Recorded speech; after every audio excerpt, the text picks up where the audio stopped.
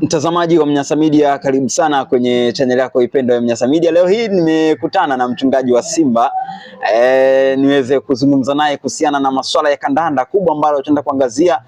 Ni sare ambayo inaendelea kuambukiza klabu moja baada ya nyingine. Young Africans walianza kule jijini Arusha, lakini Simba nao jana dhidi ya Pamba Jiji jijini Mwanza, lakini vile vile Mashujaa FC dhidi ya Azam FC kule Kigoma na wenyewe wamepata sare, yani ni mwendo wa sare. Sasa sijui kuna nini ambacho kinatokea kwenye hivi vilabu. Mchungaji wa Simba, habari za muda huu? Mungu ni mwema sana. Mambo yanakwenda mchungaji? Tumshukuru Mungu. Naona umepotea sana mchungaji. Mimi nipo. Upo? Mimi nipo. Au safari za hapa na pale? Nasafiri narudi, nasafiri narudi. Bwana, tuanze kuiangazia klabu yako ya Simba. Jana mmecheza dhidi ya Pamba Jiji, mmepata sare jijini Mwanza, lakini mlifurahia sana sare dhidi ya Young Africans pamoja na TRA jijini Arusha. Na mwisho wa siku sasa wote mmepata sare. Hii inamaanisha nini?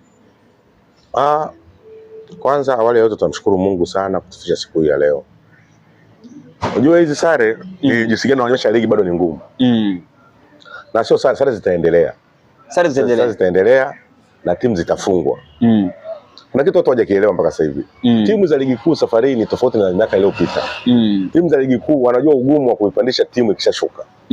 Gharama inakuwa kubwa kuliko maintain timu ikiwa iko kwenye ligi. Sasa watu walio wengi wanafikiri labda mtu akitoka hapa akienda Arusha aenda kuchukua point tu. Yaani mambo ya kizamani, mambo yamebadilika. Sasa ikitokea mambo yanabadilika ndio pale inaonekana kwamba makocha wabovu, inaonekana timu zinabebwa, wanatafuta pa kufia. Yaani wanatafuta sababu. Lakini kiujumla ni kwamba ligi ni ngumu. Kwa sababu wengi walikuwa Simba, wengine wako Yanga, walikuwa Yanga, wengine wako labda Pamba, wengine wako KMC, wengine labda wako Mashujaa. Wachezaji ni wale mzunguko ni ule. Kwa hiyo mwisho wa siku sasa umeona kama kina Kibabage wametoka Singida ndio wale. Kwa hiyo ligi unapokutana na timu za mikoani ni lazima upate ushindani mkubwa. Sasa watu wanajua kwamba ni kama zamani ukienda na ukota tu pointi zangu unapiga mahesabu. Hiyo ndio inaleta shida.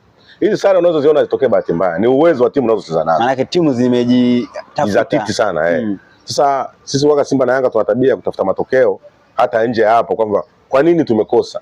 Na mtu mnaona mpaka analalamika bila kujua kwamba ni ushindani wa ligi. Na lawama zinatolewa. Ligi ni bora. Umeona mechi ya Mtibwa na Yanga? Unaweza kuchukulia kwamba Yanga anaweza kuchukua point lakini kutokana na ushindani mkubwa sana kwenye ligi. Kwa hiyo ligi imebadilika na ushindani huu ndio unatakiwa. Na hii ndio inaonyesha jinsi gani kwamba ligi yetu ni ligi bora. Ubora ndio unaoona. Wewe unaenda kutafuta point, usijue utapata point, unakosa kufungwa, unapata sare. Sasa Simba na Yanga wanashangaa kwa nini?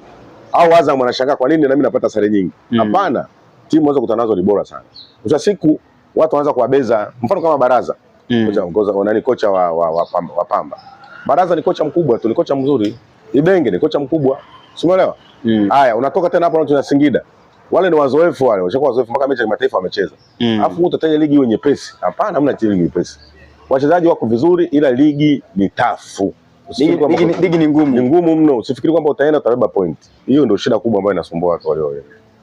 Na mchungaji wa Simba, bila shaka nyinyi mmekuwa wahanga sasa naweza nikasema, manake katika hesabu mlikuwa mnapiga hesabu siku ya jana mchukua alama mbele ya Pamba Jiji, kwa maana alama ambayo ilikuwa ikipiga hesabu ni alama moja ambayo ilikuwa ikionekana kuzengezengea katika utofauti dhidi ya klabu ya Young Africans endapo mngeshinda michezo yote. Lakini mwisho wa siku mambo yamekuwa sivyo ndivyo, manake gap limerudi tena.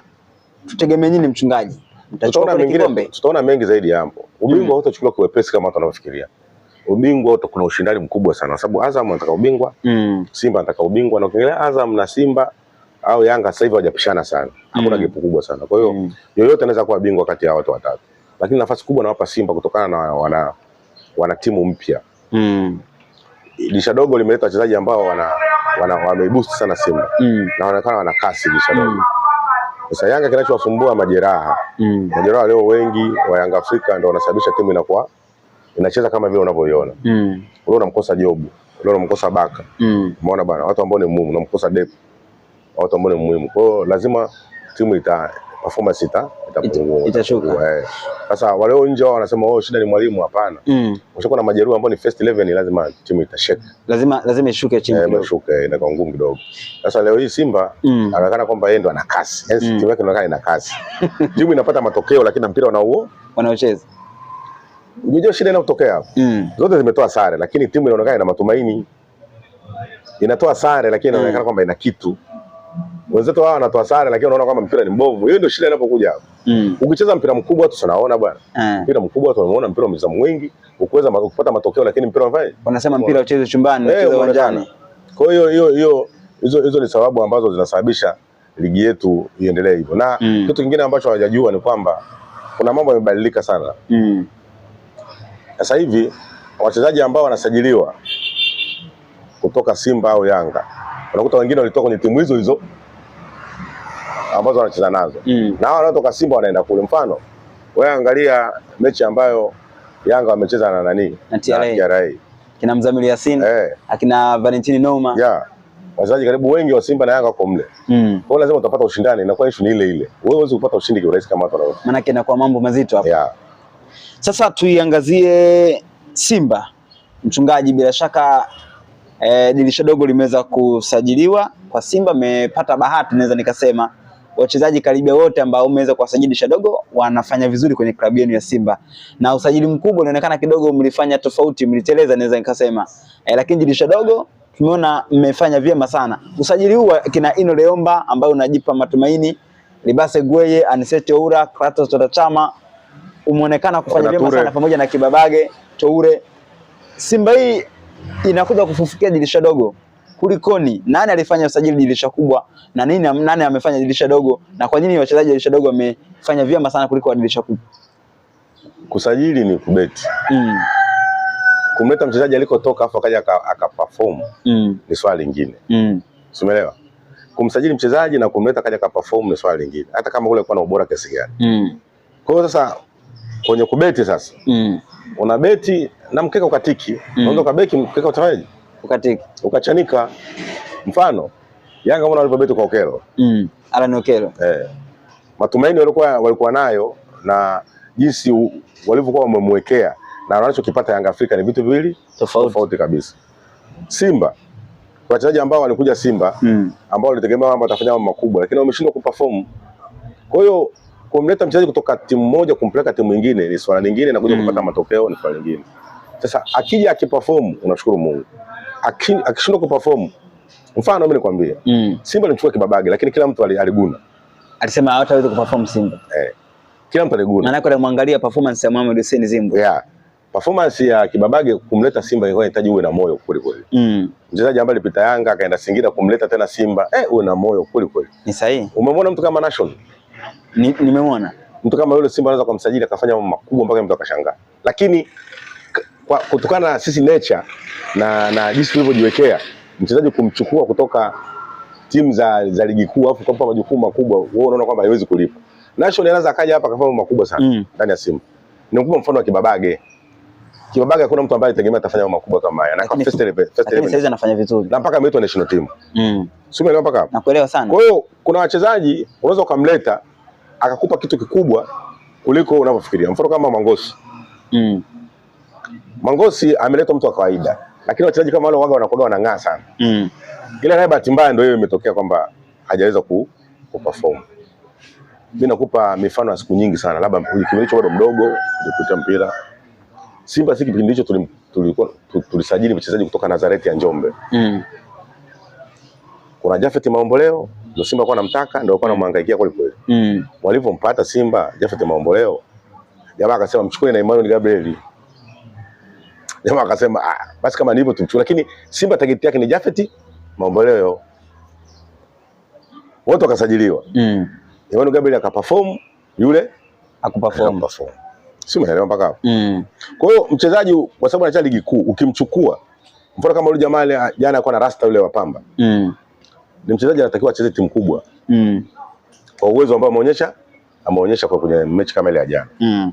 Sasa ukimleta wewe unaweza kusema hapa ningeenda Ivory Coast au ningeenda Ghana ningepata mchezaji mkubwa. Kumbe unaacha mchezaji mzuri hapo unaenda Ghana kutafuta mchezaji ambaye kiwango chake kinafanana na huyo aliyopo hapa. Unakuwa hujafanya kitu. Umeelewa? Kwa hiyo sasa hii ndio inatusumbua sisi, mindset ya tulioiwekea sisi. Mchezaji akitoka nchi za magharibi tuna imani kwamba ana uwezo mkubwa sana, na mchezaji kutoka Tanzania hapa anaonekana hana thamani. Sasa tunaanza kuimprove taratibu sasa, kwa kuanza kwa kina Kibabagwe, kwa kina nani ambao mtu amewachukua, mfano kama mchezaji huyu Yanga aliyomchukua kutoka KMC Edmund, mchezaji mzuri sana na akipewa nafasi ana perform. Sasa shirika Yanga yenyewe hampi nafasi. Kwa kuna wachezaji wengi, umeona mtu kama huyu aliyeumia huyu wa Yanga nani, Mzize, Clement Mzize, ni bonge la striker, lakini wao hapa mchukulia kawaida. Wakina Jobu mabeki bora, wakina Baka mabeki bora, sababu ni hapa, lakini akili na kutuma bana. Nikienda Ivory Coast nikimleta Toure atakuwa bora, afu wale jamaa nao wanaangalia na majina, ukisikia tu Toure wanamilisi huyo, unajua ndio wale kumbe mambo tofauti. Hata mwingine angetoa angeenda kuchukua. Kwa hiyo ndio mindset ambayo sisi tumeweka kichwani na ndio inatusumbua sisi. Tuiangalie Young Africans, mchungaji, ilionekana imeanza kwa moto sana, lakini inaenda kama moto unakata hivi. Watu wanasema ina drop. Yanga kinachosumbua Yanga alifika kwenye peak. Walifika kwenye peak. Walifika kwenye peak, kwa lazima lazima washuke. Lazima washuke. Sababu ukiangalia Yanga Afrika kipindi cha Mayele, kipindi cha Aucho, Alidi Aucho, kipindi cha Ziki, kipindi cha kina Chama. Unaona?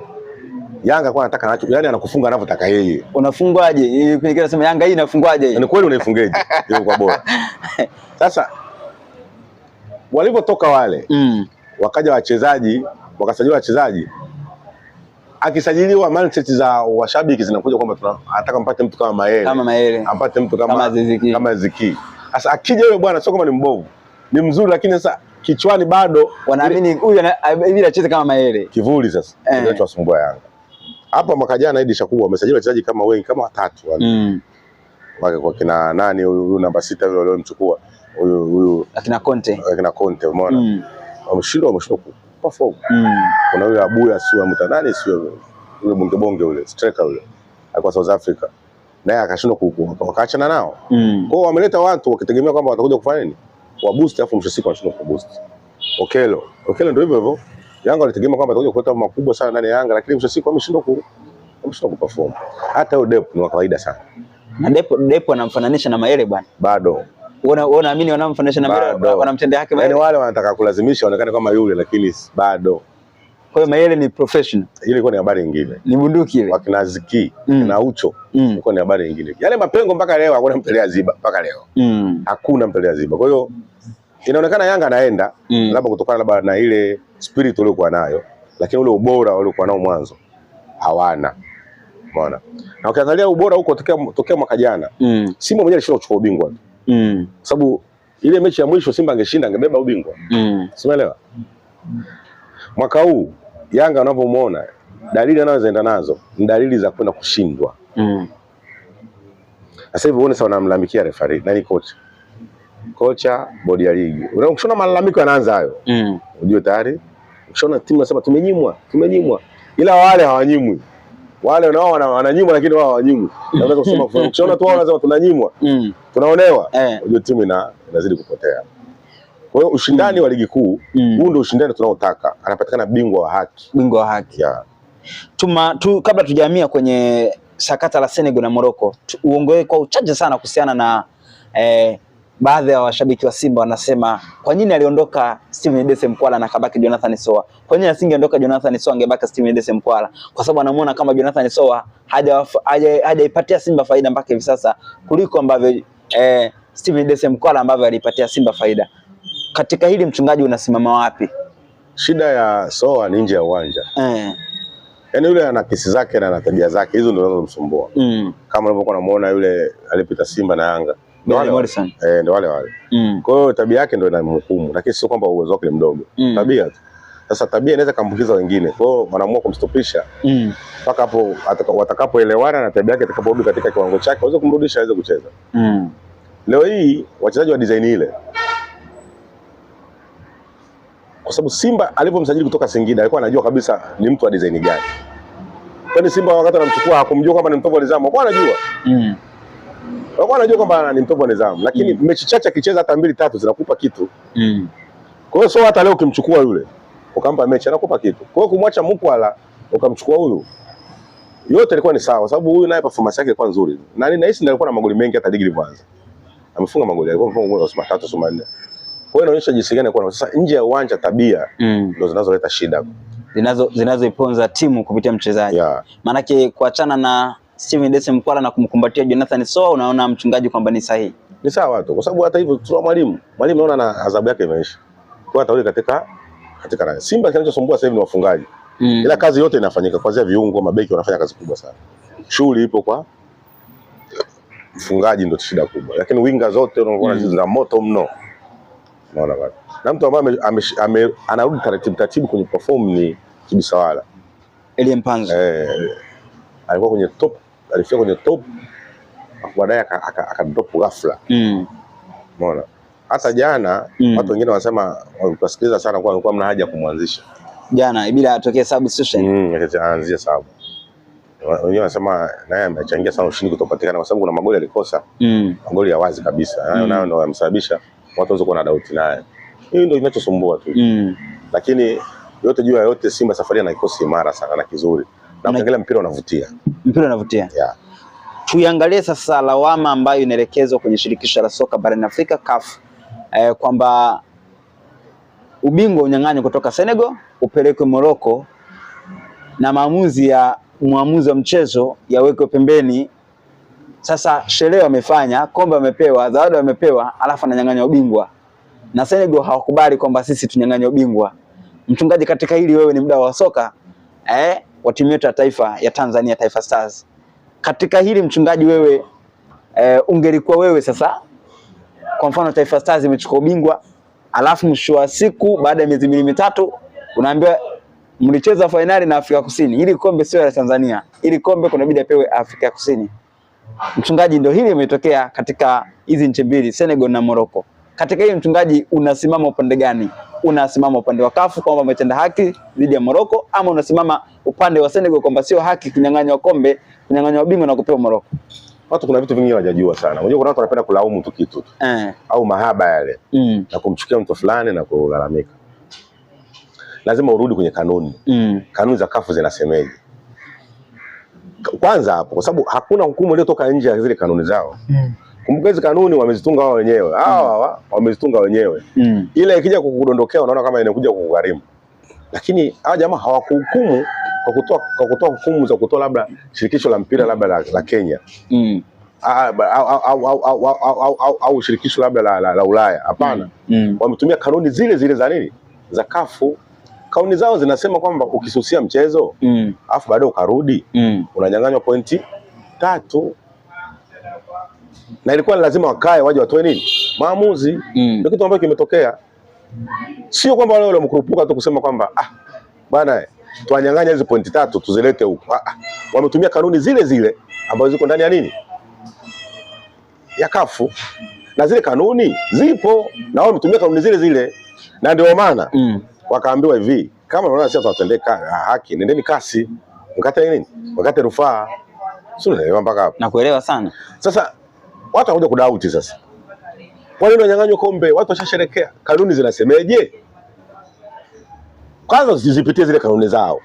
Je, zile kanuni zinasema kweli au wamekiuka kanuni ndio uje ulaumu? Lakini mtu tu anasema haiwezekani. Usibadilishike ubingwa tumenyang'anywa, ampewa mtu mwingine. Lakini sheria iko pale pale na kanuni ziko pale pale na mashirikisho yanaendeshwa kwa kanuni zao na sheria zao. Hizo ndio zinazo favor. Sasa leo hii kama kanuni ilisema kwamba lazima ikae baada ya miezi 2 ndio iseme inyang'anywe ubingwa, hatuwezi kujua. Lakini watu wamechukulia tu moja kwa moja. Wale kwani wafia wana akili? Hawajui kwamba italeta shida kwenye shirikisho. Hawajui kwamba hata watu wengine itawachanganya, Senegal itawachanganya. Wanajua. Sasa watu wamekurupuka tu, wale CAF wafai, wamenyang'anya kanuni mlizojiwekea. Lakini kuna kanuni katika ile shirikisho la soka barani Afrika, wanasema maamuzi ya referee yatakayofanyika katika mchezo husika yataheshimiwa na kuzingatiwa kama maamuzi ya mwisho katika mchezo huo, na matokeo yatakayomalizika kwa kuthibitishwa na maamuzi ya mchezo hayatabadilishwa na yatabaki kama yalivyo. Kwa mfano mchungaji, nikuulize swali. Kule Zanzibar nyinyi mmecheza dhidi ya Young Africans watani zenu. Na katika ule mchezo Selemani Mwalimu alifunga goli. Na baada ya kufunga goli nyinyi mashabiki wa Simba mmelalamika na mkatoa tuhuma kwamba lile goli lilikuwa ni halali. Na mwamuzi wa katikati aliruhusu goli, lakini msaidizi wake ndo aliona kwamba kuna hitilafu. Kamati ya TFF na bodi ya ligi baada ya kukaa wakatathmini, wakaona kwamba katika ule mchezo Simba ilikuwa imeonewa, lile goli lilikuwa ni halali. Swali, je, katika hiki kilichofanyika Zanzibar, sasa kamati inyang'anya alama 3 kwa Young Africans, kwa maana ya kuinyang'anya kabisa alama moja ambayo amepata na kuipa Simba alama 3 na magoli 3, ama na goli 1 kwa mfano, na Simba ionekane imeshinda ule mchezo na alama 3 pia ina goli 1 na Selemani Mwalimu. Je, kitaeleweka? Ndio kitu ambacho watu wanakifananisha na kile kilichofanyika Morocco. Hawajajua kwamba kuna makosa yametofautiana. Kosa la wale ni kususa. Simeelewa, na kutoka nje ya pichi. Waelewe watu hapo. Hiyo kanuni inavyosomwa kule kafu kwamba ukitoka nje ya uwanja, umeona, ukasusa, alafu ukarudi, unanyang'anywa pointi 3 na magoli 3. Tofauti na hii ambayo goli limefungwa ndani ya dakika 90 kwa makosa ya mwamuzi au ya lazimeni. Mbona tofauti hiyo? Wale issue kwenye kususa na kutoka kwenye pichi ndio watu hicho kipengele hicho watu wakina nini. Wao mchezo wa dakika 90 mwamuzi akiboronga hiyo imepita. Sasa hao walitoka kabisa kwenye pichi wakarudi. Sasa kwa nini mchungaji lawama sipewi mwamuzi? Kwa nini wewe ulipo na umetoka kwenye pichi usingemaliza mchezo na kuwapa ushindi Morocco pale pale uwanjani? Kanuni zao ni kwamba lazima wakae kama ile masaa 70 ngapi? Masaa 72. Inawezekana na ukubwa wenyewe wa fainali lazima wakae waje waipitie uone jinsi gani kumpa mtu mwingine nini. Hizo ni kanuni ambazo ziko ndani. Sio kama ni sheria tu watu wamejitungia tu kwa sababu yule, kwa sababu watu sasa hivi wanasema kwamba wamepewa rushwa ndio maana wanyang'anywa wapewe hivi. Ni ngumu kaka. Lazima watu wapitie. Lakini katika ile la rushwa mchungaji, wana Senegal wajua kwamba wao ni kosa. Wakujua kwamba ile ni kosa. Lakini kwa nini mchezo unaendelea? Kwa nini wasumbue watu waendelee kushtaki? Ndio maana wale walilalamika kwa sababu unalalamika unaenda kushtaki ukiwa unajua wale kosa liko wapi na nitashindia wapi. Ndio kutokea. Mimi nafikiri mchungaji, turejee namna ambavyo Morocco ilianza mashindano. Kwenye raundi ya 16 bora mchungaji, kama unakumbuka kwenye mchezo wa Taifa Stars dhidi ya Morocco, kulikuwa na upendeleo kwa Morocco wazi. Ni kama walikuwa wanadai ubingwa hivi. Yale ni tofauti kabisa. Yale ni tofauti unavyofikiria. Ni kama walikuwa wanatengeneza waje ubingwa hivi. Bado hujanielewa. Yale ni tofauti unavyofikiria. Yale ndani ya dakika 90 hawakutoka nje ya pichi. Maamuzi ndio pale kwamba mpira ukiisha matokeo yanaheshimiwa, maamuzi ndio yanahukumiwa. Simeelewa? Hili ninachosema mimi ni kutoka nje ya mpira, sema kuchezea na kurudi tena ndani. Sawa. Lakini Senegal, kuna kiongozi mmoja wa timu ya taifa Senegal amezungumza namna walivyopata kadhia kuelekea kwenye ile finali. Wamesema hivi figisu hazikuanzia ndani baada ile mechi. Ile wanasema kabla ya mchezo wenyewe tulianza kufanyia uhuni. Walio wamezungumza wanasema ni kama tulikuwa tunahujumiwa ili tufungwe Morocco awe bingwa. Ndicho anachokisema Senegal. Sasa angalia sasa watu wanasema hivi haijaanzia baada ya wao kushia. Hicho kupendelewa wameanzia nje kwa mwenyeji. Hicho kupendelewa kwa mwenyeji. Hiyo tuliona hata na Ivory Coast. Ni vitu vya kawaida hivyo. Ila hii inayosema mimi ni ya kususa. Hii ya kususa kwenye kanuni zao unanyang'anya pointi. Lakini sasa Lisusa akarudi mchungaji. Ndio sasa hiyo ndio mbaya. Walitoka na ndio maana na tuangalie kwa nini Lisusa. Sikiliza, hata kama ni makosa yalikuwa ni referee au lazima lazima ucheze mpira. Umeelewa? Uruhusiwi kususa. Ukitoka ukasusa ukatoka kwenye pitch. Na ndio maana wao kama nani au Morocco walichofanya kwenda kushtaki walichokibebea wao kitendo cha kutoka kwenye pitch ndio hicho wanachotembea nacho hicho. Kwani nyinyi Simba na kauliza sheria inasemeje? Nyinyi Simba na Yanga mnasusaga mara ngapi pale Benjamin Mkapa? Goli limefungwa watu wanasusa. Hatuchezi. Hawajatoka nje ya pitch. Hawajatoka nje ya pitch. Lakini rekodi zipo mchungaji. Bado hujanielewa. Hawajatoka nje ya pitch. Ukitoka nje ya pitch afu utarudi tena wananyang'anya point 3. Si ndio sheria ziko wazi? Kwa watu wamekaa tu kwa lawama tu. Huyu jamaa kapendelewa kwa sababu yuko mwenyewe. Hapana, sheria inasemeje? Na ndio maana wale walipata nguvu ya kwenda kushtaki. Nguvu na kwenda kushtaki kushajua kosa liko wapi. Bado hujanielewa. Yaani wao Morocco walichofanya wao walijua kwamba sheria inasemeje, ukitoka nje ya pichi sheria inasemeje, kanuni zinasemeje, ndio hicho choshikilia. Sasa mimi sijajua sasa, je, maamuzi yanatolewa siku ile ile yanatolewa baada ya miezi miwili au baada ya mwaka, ndio sijajua, lakini wao walichofanya ndio sheria inavyotambulika hivyo. Na ndio maana ukiwasikiliza sana Senegali hawalalamiki kwamba ile ilikuwa sio kosa. Wao wanacholalamika tumedhulumiwa. Basi mzuri tuambie kwa nini. Hata wao sio kwamba wakuitwa kwenye hizo kamati. Wameitwa. Wakajiridhisha. Sasa ikishakuja kwenye public ya watu ndio leo wanasema ameonewa. Yaani sana mtu kapelekwa mahakamani. Ngoja kueleza kitu. Kuna mahakama ya jiji. Mahakama ya jiji ukikamatwa unaning'inia kwenye daladala. Simona? Konda ananing'inia. Akitoka kwenye miaka hiyo nakumbuka ukipelekwa pale kwenye zile mahakama miaka hiyo. Ukikataa unaenda siku 14 jela. Ukikubali unapigwa faini afu unaondoka zako. Sasa mahakama hizi zingine ni tofauti. Unakataa afu baadaye shauri litafanyaje? Litaendelea. Sasa mchungaji, ufunge harusi, uandae shughuli, ufunge harusi, umoe mke, mwezi wa kwanza, mwezi wa pili, mwezi wa tatu naambia bwana huyo mke sio wa kwako. Sheria ndio inasemeje? Na wale afu wanaokuambia hivyo walisemea shughuli yako, walikuwepo kwenye sherehe. Ndio watu wanachojiuliza. Senegal imekabidhiwa ubingwa na shirikisho la soka barani Afrika na rais wa CAF alikuwepo pale wanakabidhiwa. Hiyo sio kukabidhiwa. Hii sio kubeba au kukabidhiwa. Wakati unafunga hiyo harusi, hiyo ndio inasemeje? Kwa sababu ndio ina kanuni zake. Haya. Kumbe umefunga harusi na mtu mwenyewe kumbe labda mwanaume hajiwezi. Ndio lazima itavunjika tu. Sasa Senegal wamejiweza wale mchungaji. Watu waweze kusema, siku ile bwana mimi nitoa mchango wangu. Siku ile nilikula. Kwa sababu watu sasa wanalalamika, basi beti linao warudishwe hela zao. Yaani hiyo ishapita. Kinachotakuwa je, kanuni ilikuwa inasemeje? Mimi ndio kitu ambacho nimekiona. Wale sio wajinga mpaka waamue kutoa maamuzi yani. Na ndio maana amwambia hivi, mkiona mmezulumiwa nendeni wapi?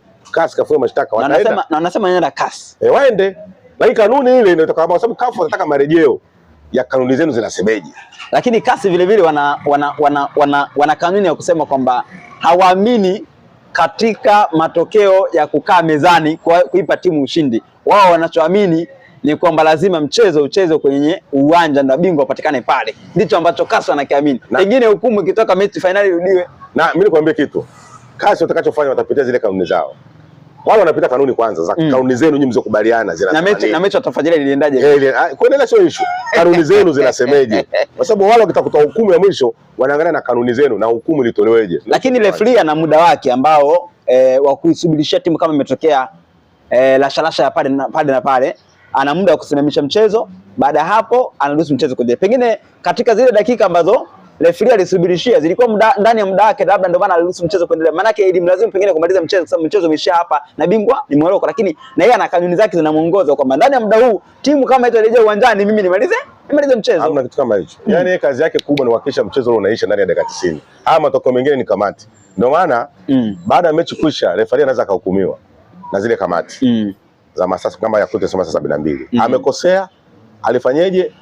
Yale masaa kikaa ndo anaenda kuhukumiwa. Kwa hiyo ile tokea siku alichofanya watu warudi kwenye pichi, finali ishi kazi yake aimalize, na alimaliza kazi yake. Haya majukumu mengine sasa watakwenda kushtaki, ndo sheria itafuata. Nikukumbusha mchungaji kuhusiana na sakata la nyinyi kucheza finali bila RS Berkane Zanzibar. Yaani vitu vile kueleza ni wewe unazungumza vitu viwili tofauti. Ile sakata nalikumbuka mchungaji. Wewe unazungumza vitu viwili tofauti. La Zanzibar au la Yanga kukataliwa goli ni vitu tofauti na lile. Nazungumzia nyinyi finali dhidi ya RS Berkane. Sasa tulisusa. Yaani itakuwa ususe. Yaani siku ile ingetokea sisi Berkane amesusa, sisi tungeweza kukata ile rufaa.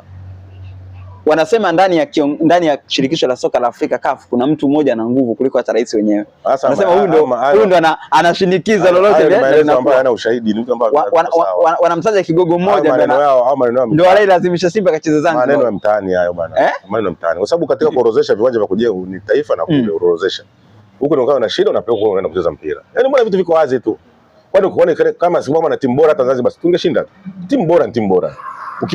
Timu bora hata ukipeleka wapi inakupa matokeo. Lakini rais wa CAF Patrice Motsepe alipokuja mwezi uliopita Dar es Salaam alisema kwamba yeye alitamani binafsi mechi ipigwe Benjamin Mkapa. Ile ni kujiosha tu mbele za watu. Alikuwa anafanyaje? Alikuwa anajiosha na watu. Alikuwa ndo alama kwamba mimi siku zote asiseme siku ile.